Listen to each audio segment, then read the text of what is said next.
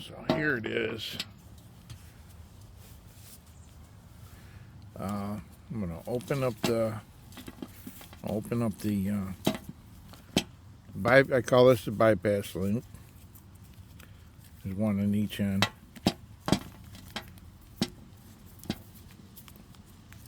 Rather than a carabiner or a quick link or any kind of mechanical closure or other kind of soft shackle. You can look at this as a type of a soft shackle, but this has some capabilities that a soft shackle just doesn't have, which includes a mode that can be remote released from the ground and will explode this shackle. So there's a version of this that is just tied in the end of a rope without this hitch cord, without this wrap, even without this. This is just a way to get a hold of it if you had gloves or mittens on. I use this thing in all kind of weather, and so sometimes it's kind of convenient to be able to operate it with gloves or even mittens on. So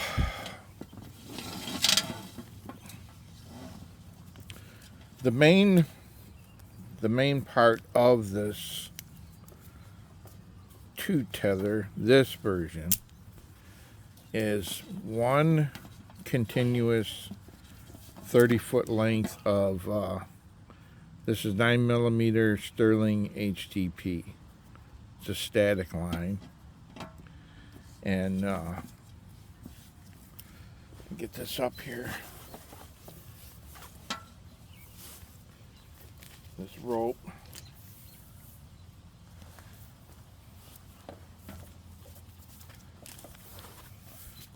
So this is all the rope. It's one rope. It's one rope. Here's one end of the rope. Here's the other end of the rope. So it's a 2TC. That's one continuous rope. And the what this allows me to do is to go from climbing to rappel without really changing anything else about the setup.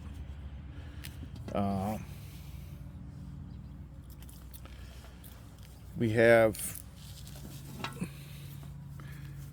this. This is his cord is 6mm Sterling TRC, and this carabiner connects to the saddle bridge and the way I use it, the saddle bridge and the safety harness. So there's just one connection here, two friction hitches, and I can rappel. Since this is one continuous rope, well, first off, I can tend both ropes right here, both tethers, so I can adjust this at any time during the climb. And then when I rappel, so I have a upper and a lower tether, and the only difference between the upper and the tether, other than the handedness of this bypass link. So this is the right, the upper, and this is the left, the lower, and they're symmetrically opposite. They don't have to be. It just makes some things a little easier, and I always use them the same way. The right is the top, the left is the bottom. Unless we bypass a limb, then momentarily the bottom would bypass the top. And then when we bring the top tether back up, it ends up back on the top, and we continue the climb. So the other difference is the foot loop, the stirrup, is longer on the upper than on the lower by about the let's see, get this here.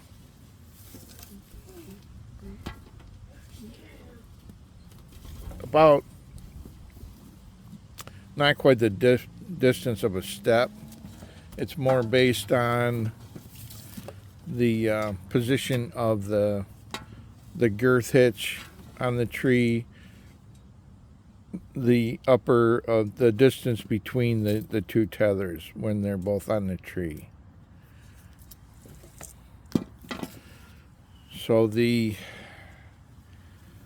each stirrup line is constructed the same way, and I've gone to ultimately. I used to have this stirrup kind of small like that, and then closed here, but life is so much easier when I can hold this open above and get my foot in it is a lot less problematic than when it's a smaller loop and it's spinning around and doing all that kind of nonsense. So the plastic dip kind of helps it stay open and keeps the dirt out of the webbing and helps it last a little longer. They're just tied here with a type of a sheet bend, and if anyone has any questions on that, these have never slipped, not even a little bit. So this webbing goes up around and then comes back to this side, so it's trapped in there pretty good. But at the same time, if I have to, I can get in here and open this up and untie this.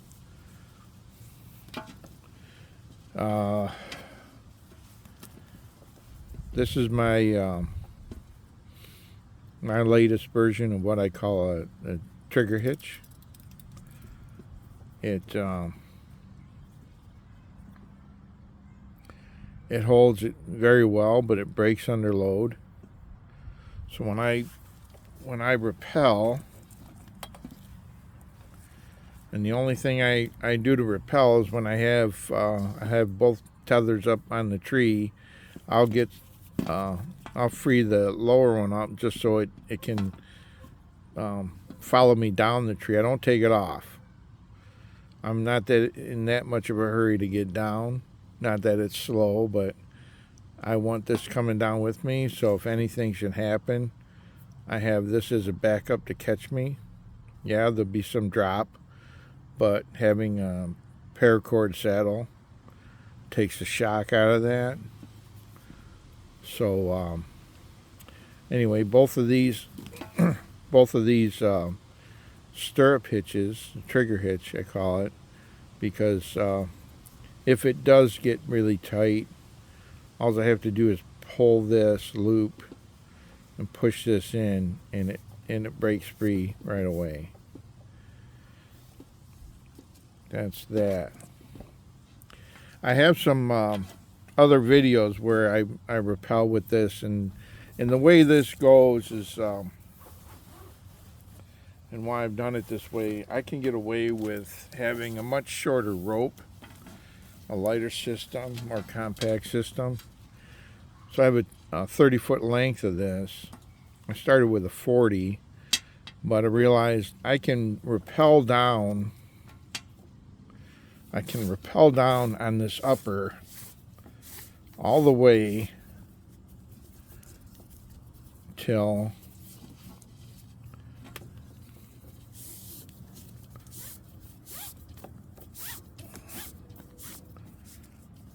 there, and I can rappel down this way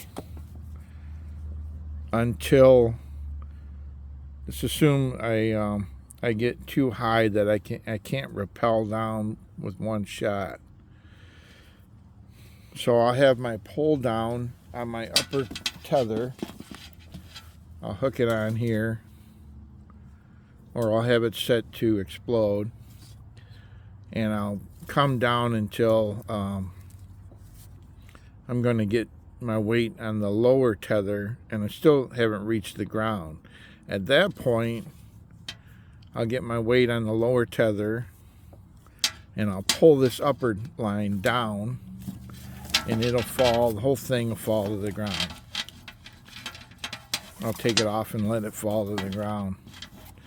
So it falls to the ground. Now the lower is still on the tree. Now I rappel down this way on the same rope. So it's almost like it's coming down like an inchworm, like that. So there's no limit to the height that I can rappel from on a tree. I have to make the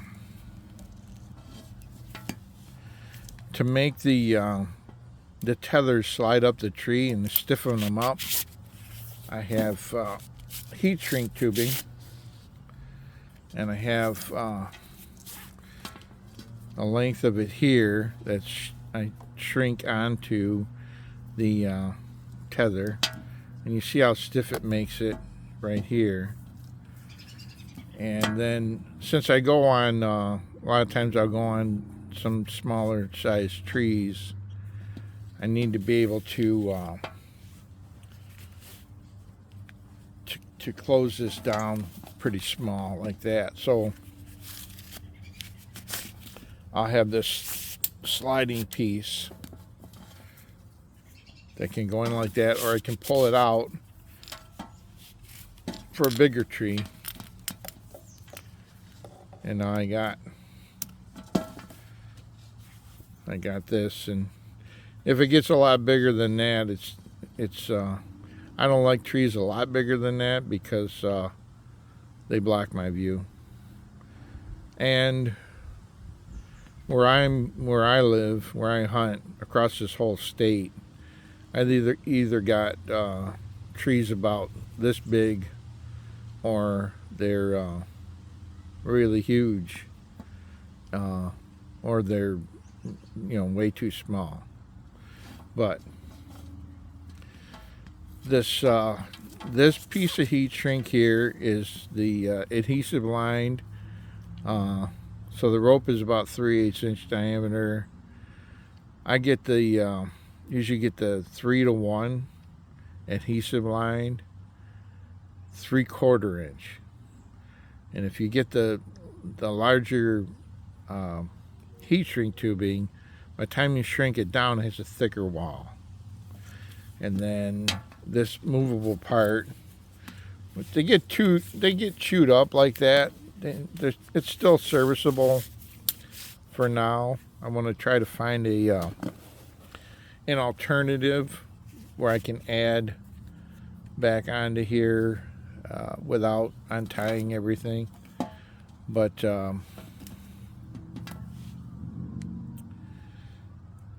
this is a lot of times I just use the next size up, so this is probably 1/2 inch, 2-to-1.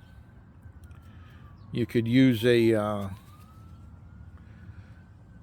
could probably shrink a heavier, or a 3/4, and then shrink it. If you could do it onto something that would slip in, inside, so like a 3/4 shrunk down onto a